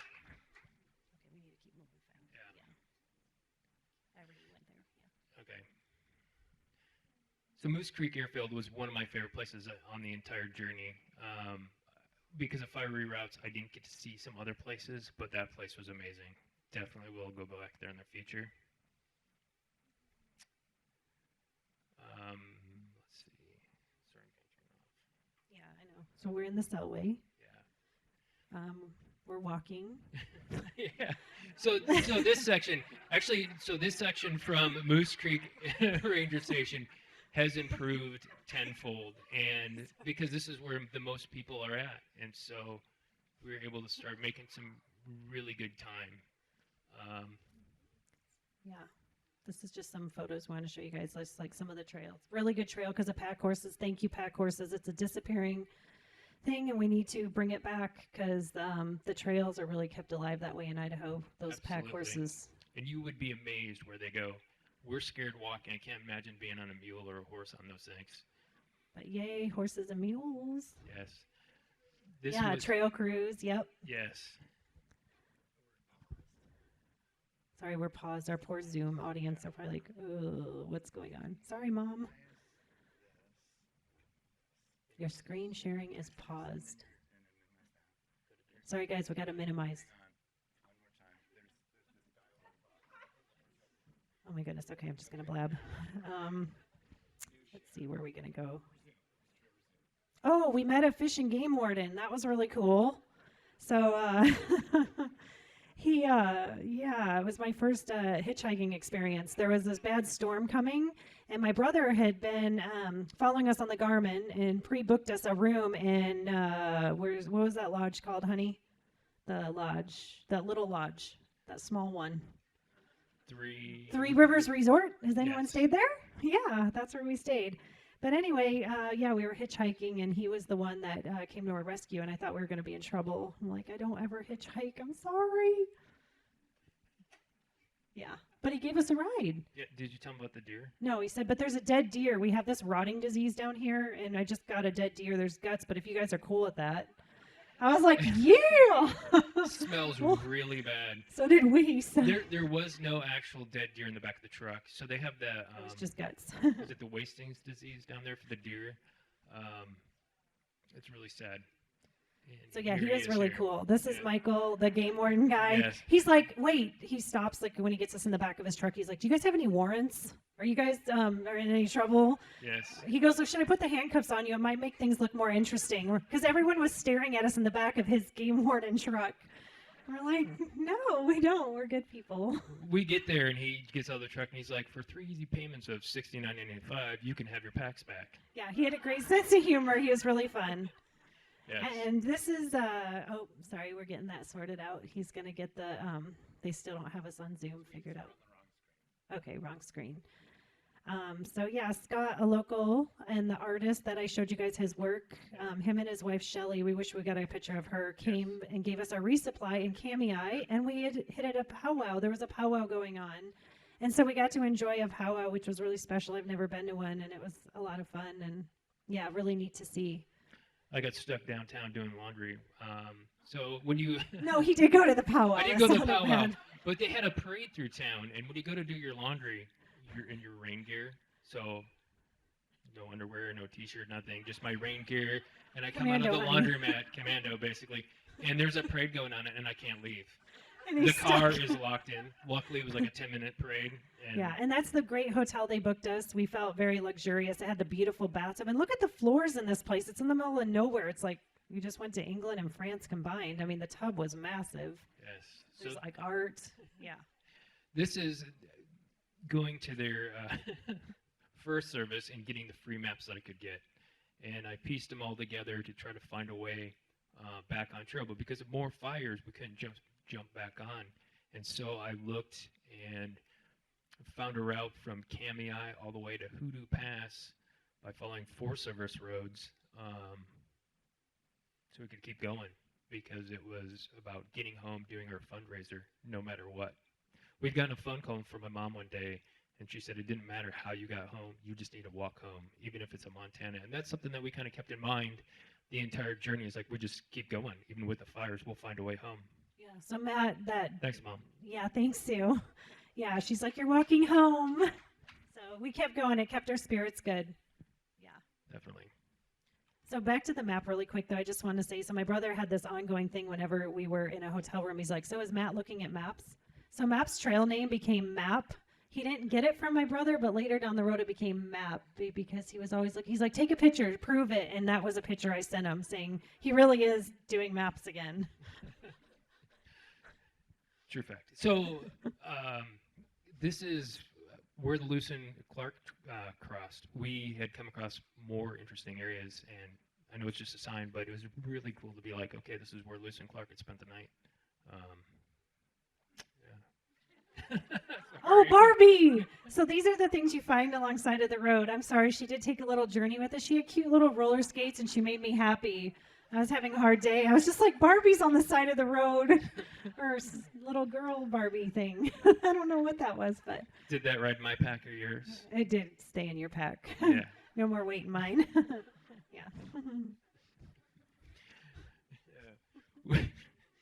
We had crossed this logging area right here. Justine never walked through a logging I haven't. site before. No. And There's we another- kind of had to like do some stealth camping because there was private property in that area. And do you remember what we saw that morning? A fisher, right? No. No. A mink? No, No. not a mink. Is that Close. a thing? Or is that a Warmer. Martin? Hey. Yeah, a Martin Good job, came man. up and looked in our campsite and then took off. It was awesome. It was cute. Yeah. This was part of the Nez Perce Trail that we had crossed, which is so. Do you guys see that LaCroix can? Okay, that was literally sitting on the side of the road unopened. I'm like, Matt, That Matt, was pure gold. Matt. We drank it. Oh, Yes. yeah, we did. I like shook it. That thing hadn't been opened or touched. So there's a LaCroix. Yeah, it was awesome. What flavor? Lemon, lime, lemon, lemony. Yeah. Yeah, and somebody had spray painted these great mantras on the road in the middle of nowhere, and I thought that one was great. We're getting closer. We are. And if you looked at the road sign, I think it said what, 91 miles back something then? like that. Okay, yeah. so yeah, 91 miles on that road being rerouted due to fires. Oh, I was feeling great that day. Whew. Yeah. Those legs. I know. So an interesting part about this is there's actual claims, and this is not a very good picture of a dredge. People gold mine. So But it says all over. It was just like claim here, claim here. I never seen that, but that whole area had tons of claims, and yeah, you couldn't just go hang out in that area or go down by the water. So that made it kind of hard. Again, just those private property or things and reroutes that you're stuck on the road. yes. I But think the that- people you meet on roads are really cool. Like these guys. Yes. These guys are really cool. Mike and Yeah. Florence. Yes. Oh, like Florence and the Machines. Yes. Mike was Wow. 84 years old, and he was a backpacker, and they had tracked us for a few miles, trying to find us on their four-wheeler because they wanted to talk. We walked past their camp, and he said with age, you just keep going. Yeah, he's Don't like, stop. yeah, he gave us really good wisdom, trail Yes. wisdom. He's like, you get our age, you just still keep going, you find ways to do it. Get out in nature. So that was really cool. Yes. So we'd hiked along that river, and then we hit the North Fork of the Clearwater and walked along it for a few days. 91 miles. Yeah. Yeah, I do remember that. And the things we saw at 91 miles, this little guy. It is a beautiful area, and there is quite a few, what do you call it, campgrounds, and Yeah, they're well like taken nice care of. picnic tables. And really, the bathrooms are amazing. Yeah, They're somebody fabulous. takes care of those bathrooms in the North Fork. Let me tell you, there was like freaking, what are those things called? Air fresheners and extra TP and Kleenex and freaking bleach wipes. I didn't get that one, but maybe like wipe in the toilet. Yeah, Yeah. bleach wipes. Yeah, or the door handles. Yeah, Yeah. don't wipe. Oh, okay, what is this?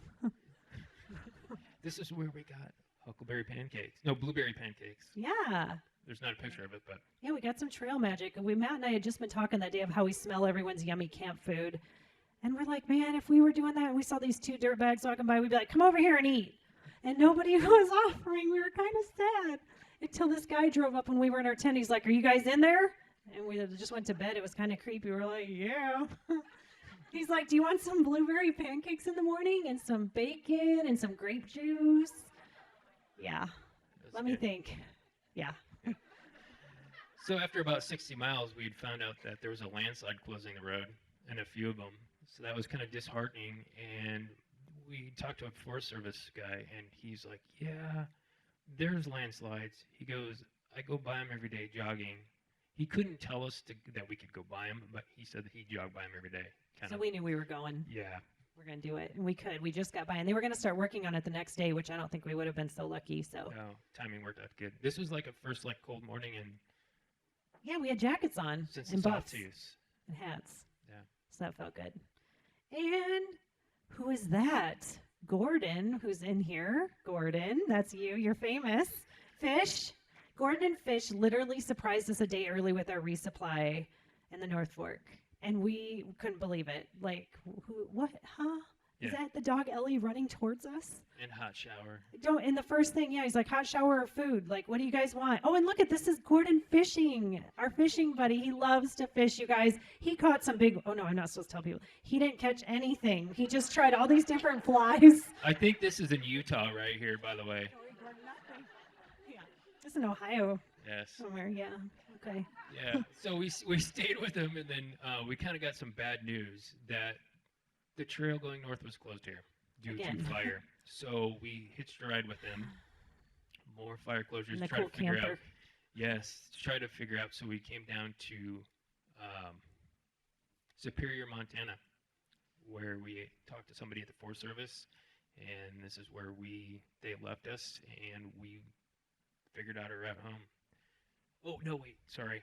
We learned that they had just opened the trail back up 3 days before, and we did not need to be there. We could have stayed on the trail, but all the information was still said it was closed.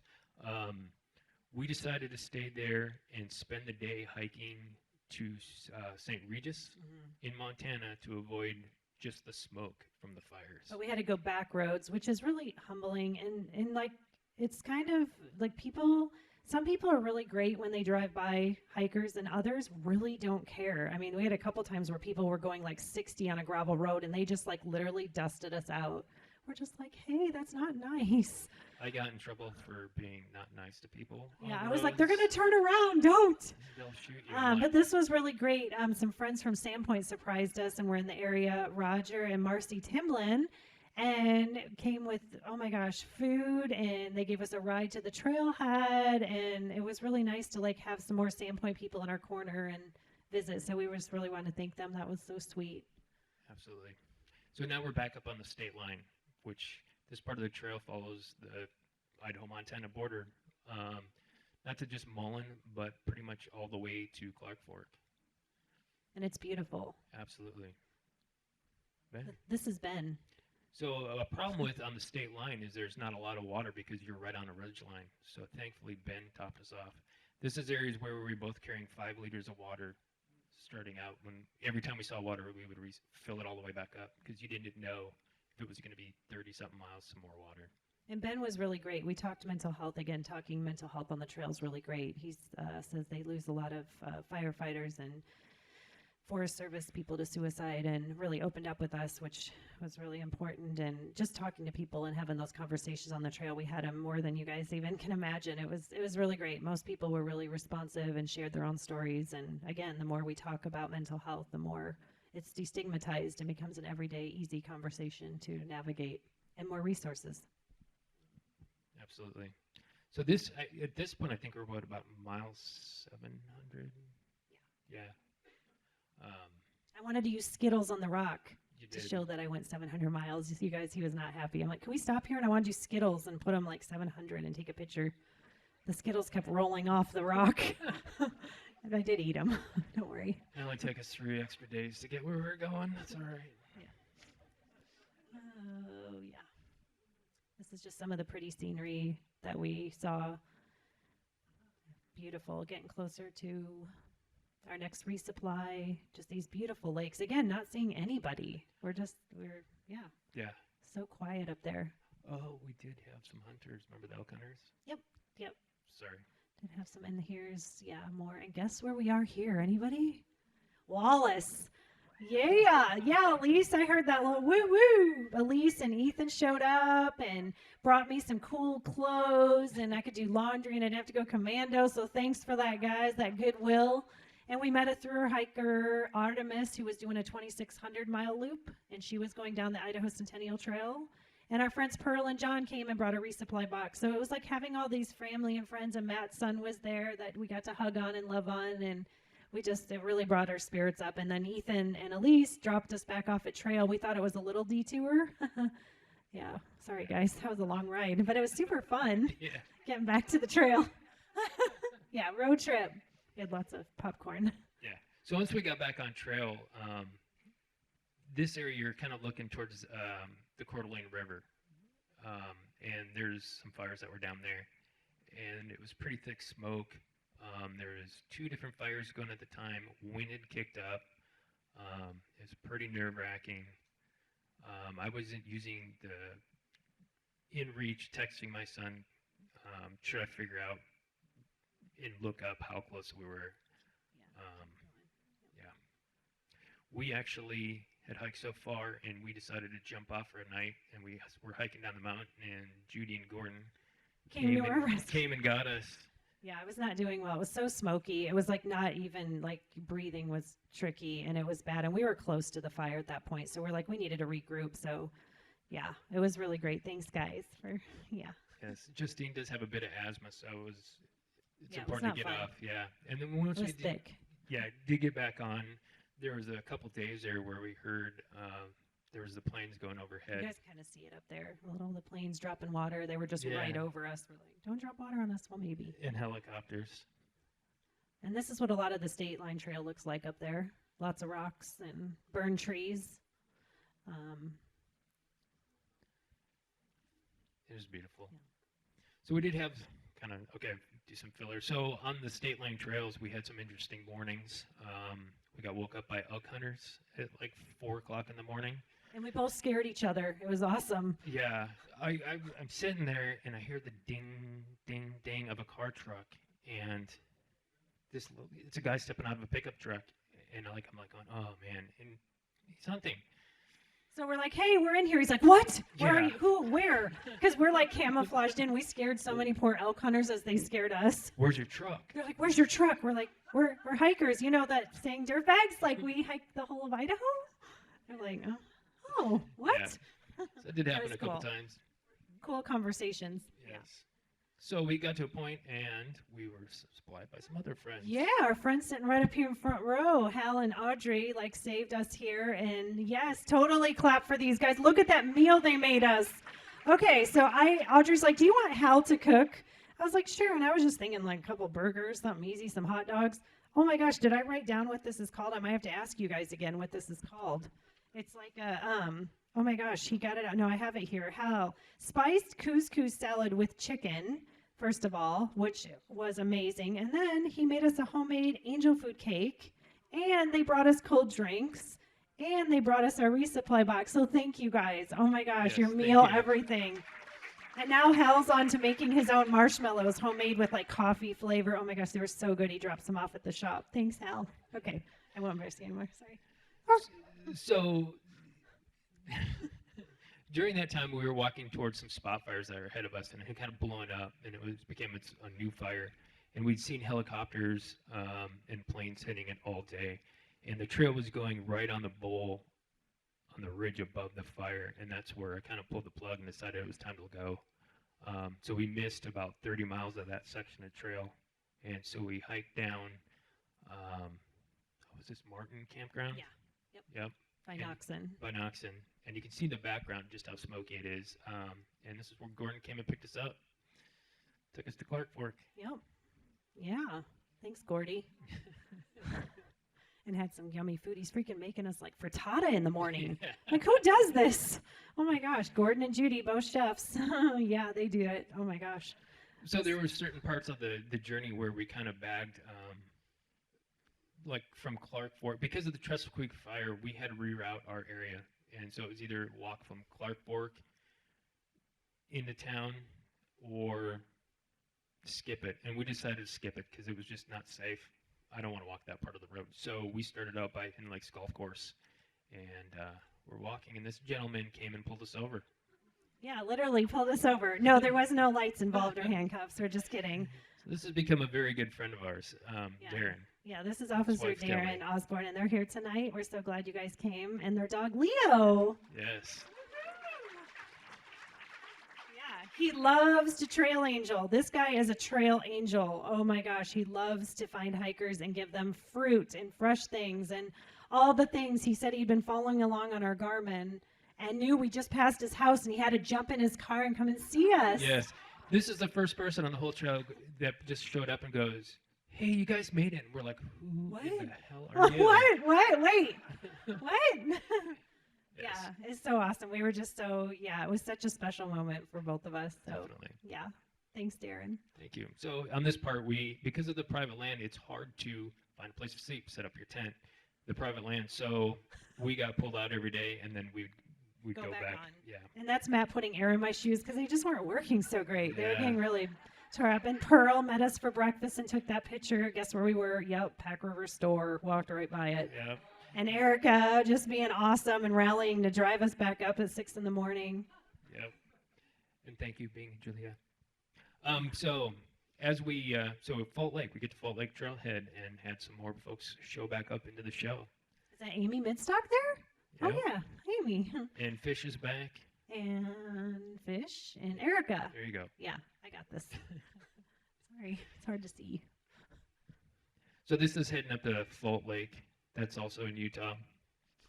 Yeah, we trail routed. We Yeah. rerouted around that. Yeah. I think, or this is Jar Bridge. It's I'm not sad because sure. we're starting to see a lot of garbage up there, and that was never the case. So it's really sad, like people leaving toilet paper. And I want to do a cleanup up there. If anyone has interest, let me know. I'd love to go up and do a cleanup up there.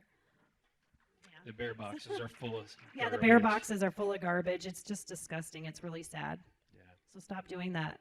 Whoever's doing that. please. This is our coldest night on the hike. It was dipped down to 28 degrees. We woke So- up and there was frost inside our tent. But Fish, there he was with that smile, making his breakfast up before everyone whistling, Yeah. humming. I'm like, did you hear that? I think someone's awake. Here's us going up. Yeah. So we met. Who did we meet? Justin, Who came to do? drone footage. Yes, who is also I here this studied. night. Yeah, Justin, Yes. thanks for coming. He's a Spokane fireman. So let's give him a little thank you for doing what you do. Yes. And he wanted to volunteer his time. I had asked him originally. I follow him on Instagram. I see that him and his wife go hiking to all these beautiful places, and he makes these great videos. And I was like, I'm just going to reach out and see if this guy will help us with some drone footage. And I said, what do you charge? And he's like, no charge. When do you need me? I'll be there tomorrow at 5 a.m. And I like your nonprofit, and I'll do this for you guys. And we were just like, what? And he showed us the way down to Hunt Lake. I've never been down that way, and It was gnarly. So thank you, Justin. You saved our Thank butts you. that day. definitely. Yeah. So you come back down off of Hunt Lake, and you head down to Priest Lake, and then you have a 20-mile road walk. And then this guy shows back up. Wait, is that Darren Osborne again? Wait, what's in the bag, Matt? Oh, those would be pastries from Winter Ridge. You guys see my face there? That is a happy face. That is a very happy. What? You brought 5 pastries from Winter Ridge, and what? You're going to get us lattes? Oh yeah, let me back up. Yeah, see the coffee there? Yeah. Okay, those are lattes, and they're hot. And he went and drove and got those for us and brought them back. And then he drove out of his way to the campground that was closed to leave a note for the guy if anyone showed up that we had permission to camp there. And found a restroom open. So here Yes. we are. Thank you. Yeah. Talk about Trail Angel. Yeah, Woohoo! thank you, Thanks, Darren. Darren. So we kind of like started out in the heat of the desert, in severe heat, and we ended up in the rain for the last part. So we're back at a pit toilet and eating dinner instead of breakfast. But this it was time. lovely because it was dry. She was so happy. I was so thankful. I was just like, oh, look at me in that soup. I was like, yeah, it's dry. But we were soaked, and it was a hard finish for us because it's just, you imagine you have all these expectations. I guess you try not to, but they still creep in of how the ending's going to be. So this, yeah, it was pouring rain, possible snow. People were worried about us checking in. It was cold. It was cold. I wasn't happy. No. This was, yeah, we were getting close to the finish, the end of September, like Mid-September. 15th, but the weather was changing quick. Yes. And that morning, by the way, in the tent Matt's taken down, I said, hey, can I get a quick picture? He didn't turn around. There was like 2 inches of rain or 3 in the tent. It was soaked. There was just like big puddles. That was and- our last night. yeah, I mean, We woke up, we're so happy. We were so warm and so and then we got snuggled to in. walk through Jurassic Park. Oh, wait, this ain't Idaho. This is, This is this is Oregon. Utah. Oh, yeah, Oregon. Yeah, no, this is a great, lovely, special place. Yes. Getting closer. Oh, there's the Dennis pose. Dennis, that's in honor of you. There he is doing it. Look. Ah! Yeah, Dennis. And then- Justine had asked me to, like, we're going like across the last bridge, I and was it was like, the first thing yeah. that came to mind was Dennis's pose. So yeah, so I'm like, do your last pose on the bridge. And he did the Dennis pose. yeah, Yeah, so this is us finishing, coming to a close. and this is it. This is the end. This is American Falls and Priest Lake. Yeah, we made it. There's us doing our little woohoo funny faces. Yeah, yeah. And then, And then it's an amazing time. This is one of the hardest pictures. When I was putting this one in, I started crying when I put this picture in because it's kind of why we're all here. This is the moment where Justine is actually yeah, she's washing the ashes out of the bag of Ethan that she carried along the way and setting him free on the last part of the trip. yeah, it was a really special moment. Yeah. I didn't even know Matt got that photo, and he told me he's going to put it in. So, but Yeah. it's super important, and I felt Ethan was honored the whole way. And it was just that moment of at the end and everything, all the grieving, everything you've seen on the trail, all coming into one moment. It was like powerful. It was really overwhelming. Yeah. I love you. Thank you guys so much. Oh my gosh. Yeah. Wow. Thank you all for following along and all the support. We really couldn't have done it without you guys. Seriously, thank you guys. No, thank you. Thank you. Thank you. Thank you. Thank you so much. Aw. Thanks, Dennis.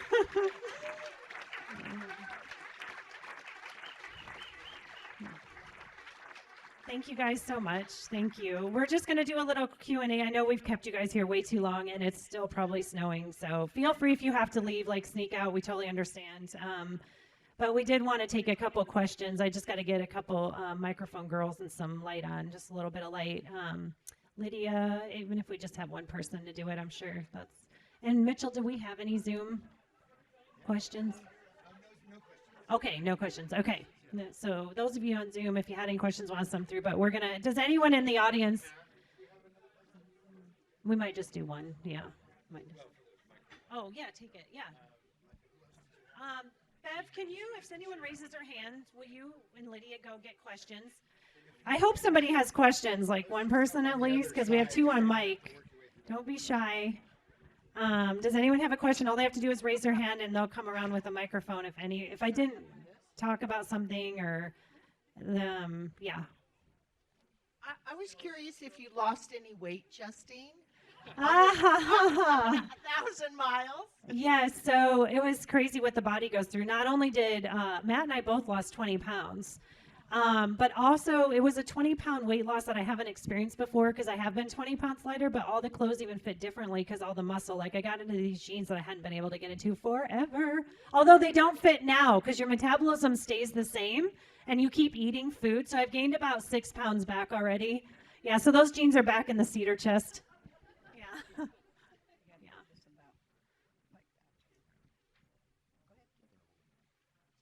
So I was wondering, I know this is you're raising awareness for mental health. I'm wondering what your experience was both hiking and then after the fact, both of you.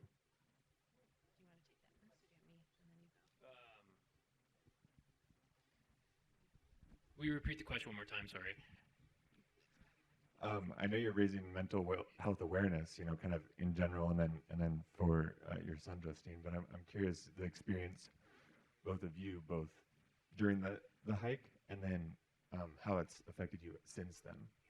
I think it was pretty amazing. It's something during the trail, just being in nature does wonders for me and her. And as you go, it's hard being out there, but it's easier than being here. It's just very simple way of living, and I really miss that. So being back here, it's been a hard time readjusting back into society, basically. So we've been taking it slow and been aware of it. And after this slideshow, we're going to go hiking again. Yeah. And we're going to close the blinds for a few days. But yeah, coming off the trail was the hardest for me, definitely. It was, and Matt, of course. It's so shockingly how much stuff goes on every day that it does seem way easier when you're out there in nature and able to really just have that space. So yeah, and on the trail, it challenges you in ways you've never been challenged ever.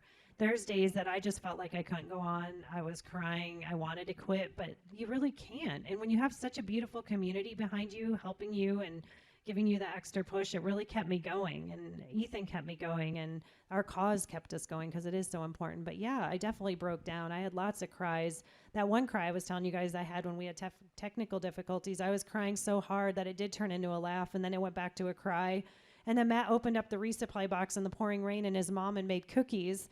And he looks over at me, and I'm still sobbing, and there's snot everywhere. I look like a mess. And he's like, "Want a cookie?" I'm like, "What do you mean there's cookies in there?" And I was like, "Yes." And then I'm still crying, and I'm eating my cookies like, "Do you want another one?" And I'm like, "Yes, I want another one." So just going with the flow of all the things you're going to feel. It's like these kind of hikes are like type 2 fun. There's beautiful moments, and then there's the hardest moments of your life.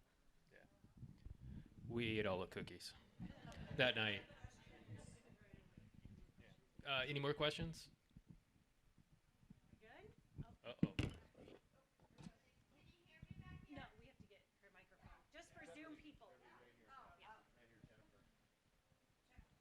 So I'm really curious about your gear and your stuff. Did anything break? Number one. And number two, if you were gonna like change one piece of your entire system, what would it be? Our gear held up really well. The only thing is we're using 2-liter platypus bags, and we would take our water filter, the Sawyer squeeze, and screw it to the top, and then slowly squeeze that into a different water bottle to filter it. The seals broke on both of them, and so one of them was 7 o'clock in the morning. Justine's sitting on her sit pad. She's wearing her shorts, and it's a cold morning. And I'm standing over here squeezing this bag, and it blows. 2 liters of water all over her lap. So that wasn't very fun. And she was not mad about it, so I'm like, but Yeah, I'd say the umbrella too. One of our umbrellas, just because it was so windy in the high desert, that we used those lightweight umbrellas, which saved us. But the wind just took a hold of those, and it was really difficult to hold on. But I would have still taken it. I mean, I held that over my legs. I grabbed that thing and hold. But one of them is broken from the hike for sure. And then I don't know if you have anything you think we would have taken or different. I feel pretty good with what. Yeah, we pretty good about our choices. Maybe the different stove. We took a jet boil, something more compact. Yeah. So thanks for sharing your beautiful, courageous, and hilarious stories. I'm just curious, what are your specific goals that you want to, what mental health services are you wanting to bring to North Idaho? What are the goals? Yeah, that's a great question, Jennifer. I would like to see a lot of things come to Sandpoint for more resources that are lacking in our area as a small community. But however, too, this is like an infancy program, nonprofit that we did just start. So I'm very passionate about it, and I look forward to like coming up with those specific goals and everything. I mean, we started that maybe 2 months before we went on our hike. I knew it was something I had enough passion, and I know there's a need for change. Otherwise, Ethan would still be alive.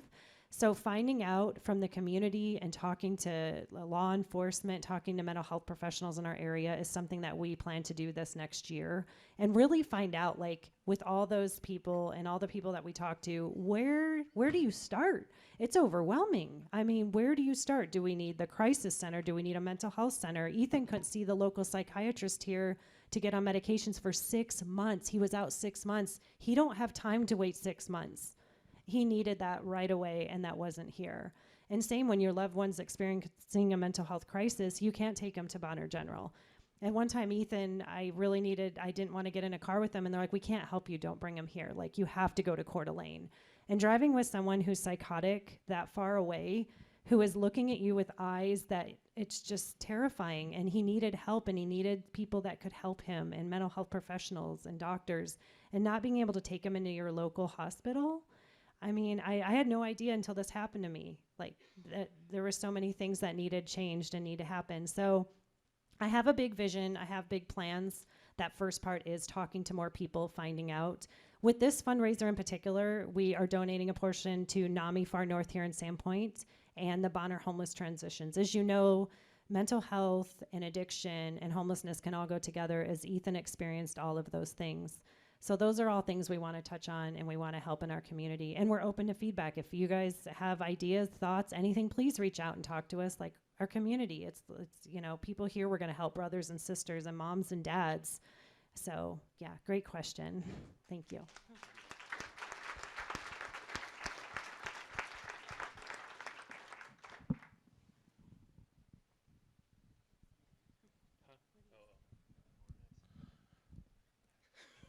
Well, you really wanted questions, so how did this adventure change your connection with each other? Matt, do you want to answer that? I'm out. No. Sorry, just real quick, and then we're going to let Matt answer that. But our friend Gordon over here has a great sense of humor, and you know what he said? He said, oh, I'd love to ask this question. What was it, Gordon? Because on the trail, and he said, say a marriage counselor. So it just made me think of that. No, actually, it's really good going into like this kind of journey. You know that each of us are going to have really hard days,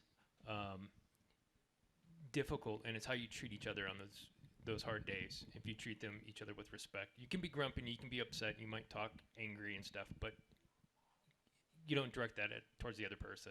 And that was something that really stayed true for both of us through the whole thing. There was one point where I told Justine, like, you need to do this right now. And she just looked at me like, what?